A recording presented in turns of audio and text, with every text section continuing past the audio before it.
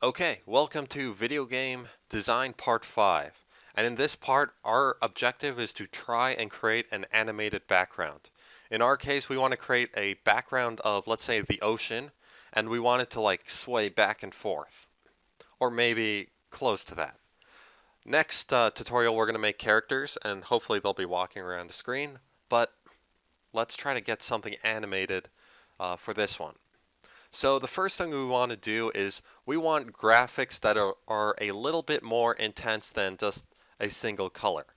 While single colors are awesome, you can't really represent, or you can, I guess, if you condense them enough, like motion or animation of any sort. So we're actually going to have to draw something now. So on your computer, you should have a program known as Paint. So go ahead and open it up. If you don't know how to get to Paint, raise your hand and I'll show you. And once you've created something in Paint, and I apologize, I recorded this video before, but it deleted itself, so I'm going to record it one more time. You want to create a new blank document. And then if you remember from our program, right now we're working mainly with tiles that are sized 32 by 32 pixels. So whatever we design, we want to design hopefully within 32 by 32 pixels or within multiples of 32 by 32s. So in order to get your canvas to the size 32 by 32, go to the resize option up here, click on that, and then switch it from percentage to pixels, and turn off the maintain aspect ratio, and then you should be able to resize it to 32 by 32 pixels. And then once you've done that, go ahead and click OK, and you'll notice you have a very tiny canvas in the corner now. Now, it would be a little hard to draw into this really tiny canvas, so go to the Enhance options over here and does it zoom in to 800%, and now you can see it a little bit better. So since we want the ocean swaying back and forth, do whatever you need to do to create two different tiles of water. So what I usually do is I'll use like the brush tool, and I'll draw like waves kind of. So here are my waves. I can choose different color waves. And then once you got enough waves in there, just fill in the rest with like a generic blue of some sort, and you'll create like a water tile. Once you've created a water tile, you want to go ahead and save that, and you want to save it as a bitmap over here. And it might sound familiar, bitmap, because that's exactly what we're using for our graphics in Visual Basic. And if you save it as a bitmap, you're not going to have to convert it with code later. So it actually saves us a step moving forward if you just save it as a bitmap. So bitmap, and then give it a name that makes sense. So I called mine like Water 1 for my first tile, and then I created a new Paint document and I called it Water 2. So go ahead, save this one as Water 1, and then create a new Paint file and create a different looking tile. So you can make the wave sway in a different direction, or you can change the colors just slightly, and then save that as Water 2. Okay, so once you're in your code, the next thing you're going to want to do is you're going to want to create a form that its sole purpose is to house images. So I've already created mine. It's called images.vb. And if you forgot how to create another form, go to Project at the top here, and then go to Add New Item, go to Windows Forms, and then click on Windows Form, and then give your form a name. So I called mine images.vb, and if you want to do the same, that's fine. But go ahead, create the form, and then click Add to create it. Now, I'm going to head over to my images form, and you'll notice I already have my two tiles here. Like I mentioned before, I already did this and the video deleted itself. So, the first thing you want to do is go over to your toolbox and grab 2 picture boxes. Once you've grabbed those 2 picture boxes, you want to go ahead and resize them to 32 by 32 pixels, because that's the size of the images we're putting in them. So that's 32 by 32, and this one will be 32 by 32. You also want to name your pictures. So I called mine Pick Water 1 for one of them, but it's saying I can't do that because I already named this one that. And you want to name the other one Pick Water 2. Now once you've done that, go ahead and upload or add the images to it. So I'll just go click on one of them, go to Image, ... local resource, and import, and then find your image on the desktop. And once you've done that, click OK. It'll show your image over there.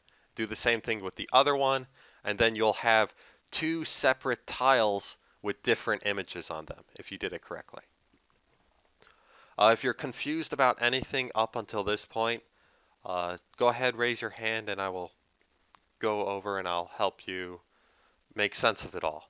But you should have 2 different tiles right now. Okay, so let's go ahead and convert these picture boxes into graphics we can use in our program. Head back to your code and go over to your global variables, and we're going to create a few more. And these variables, their purpose is, like I said, converts images to bitmap graphics. And it's fairly easy to do this, and kind of fun also, I think. Let's go ahead and initialize bitmap BMP water 1 as a new bitmap.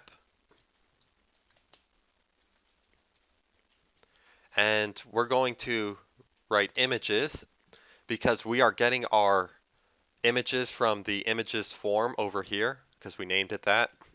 Then we need to specify what object we're grabbing. So we called it Pick Water 1. And then we need to specify the property we're grabbing. And in that case, it's the image property. So when this line runs, okay, and it doesn't like, oh, there needs to be a space between new and bitmap. When this line runs, it's going to go and grab the image from your images, and it's going to store it inside of BMP Water 1. And this is how it gets to it. Okay, let's do the same thing for the other tile. So I'm just going to copy paste it and rename these to 2 because that's what we did before. And now we have 2 images that we created stored in 2 different variables. Okay, so we'll start with static water first. We're going to change all these Burlywood tiles into water tile 1 or BMP water 1. So first off, go to where we created the Burlywood, which was this line in our loop. And I'm not going to delete it because I want you to have this as reference. So I'm going to just disable that for now. And in order to draw an image, it's fairly easy. Just go G.draw image. And then you usually do image size in the X, image size in the Y, and then image location in the X, image location in the Y, and then this and this. Or the size of it in X and Y, but just put R. So, BMP water 1, and then put R. Okay, and that's it really. It's going to draw the image wherever it was originally drawing the Burlywood. So give your program a run. And if it worked correctly, you should have water tiles now. So you drew these, and the program converted them to graphics, and now it's being displayed as graphics on your program. Pretty cool. And you can also see what happens if you just re-enable this Burlywood line. Oh, I guess nothing happens. Cool. Okay, cool. I thought it was going to flicker or something, but I guess it doesn't always do that. Okay, so we have static water up to this point. Let's go ahead and try to make it animated. Now, I have never done this before, so there's a good chance it will fail, but the logic in my mind seems like it should work. And you know, you got to try some things from time to time. Okay, so here is how I'm imagining this. If we want an animation to happen, let's go ahead start, and we know that we can grab values based on the time of day, based off the clock that's on our computer. So time of day. Inside the draw graphics, I'm going to initialize something called dim. I'm just going to call it water switcher. And I think I spelt that right, but I'm not sure. As an integer. Dim water switcher as an integer. Yeah, I think that sounds good. And it's going to be equal to time of day dot second. So you might be wondering, or actually I'll just do it. Yeah, I'll just say int water switcher. We'll just stick to code. And it's going to be equal to time of second. So then after that, I'm going to say if int water switcher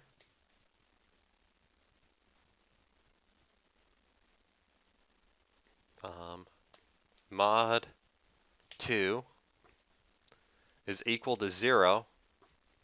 So some of you might not remember what mod does, but it pretty much, it's looking for a remainder if you divide it by 2.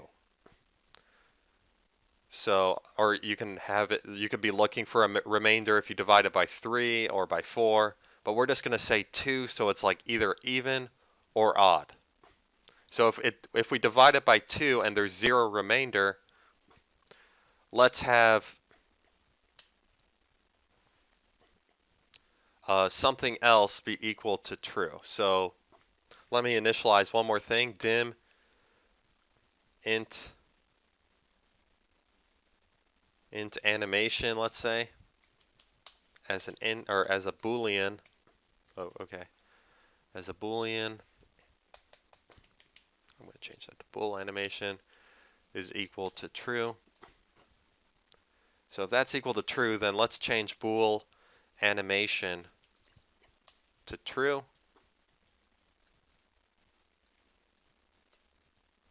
Else if int water switcher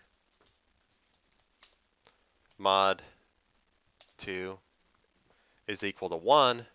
So if there's a remainder of 1, and I probably int water switcher is not declared. Am I spelling it wrong?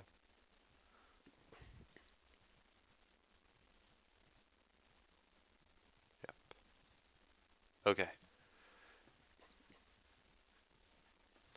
Else if int water switcher is mod 2 is equal to 1, then bool animation is equal to false.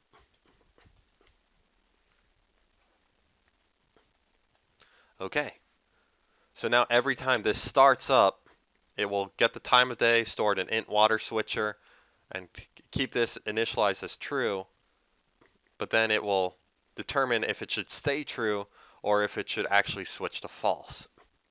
And then it will enter this loop, and we're going to change this to if int map int x and int y is equal to 0, and you might remember that from our paintbrush that we created here.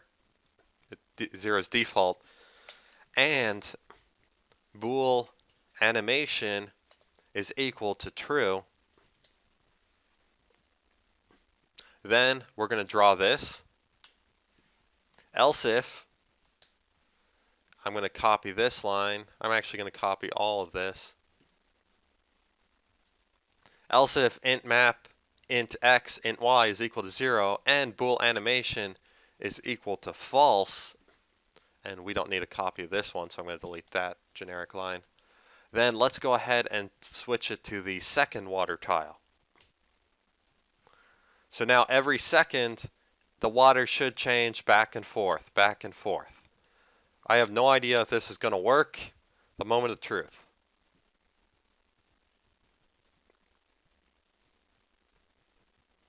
That is literally awesome. That is awesome. Okay, so as you can see, every second, the water is now kind of swaying back and forth. We got like this sweet animation going. And we could add more conditions to it and like make it even more smooth if we had the time, really. But that's absolutely awesome. Okay. So now here is your assignment. And this is going to probably be the trickiest assignment you've done just yet, but if you think it through, I know you can do it. Right now we have grass here, or we have green. I want you to go ahead and change this green to like an animation of grass, kind of like moving back and forth. Or if you don't want to do grass, you can do a different animation. But then with that animation in place, what I want you to be able to do is like click on this like we did with our paintbrush. And then I want you to be able to click on a tile, and in that place is going to be the animation that you just created. So we got an animation running, but now you'll be able to place in tiles that have an animation running within them. So you can use a lot of the same tools we've done. Just think about what exactly makes this work and create some images and put them in place here. And it is going to be a little bit tricky, but I think you guys can do it.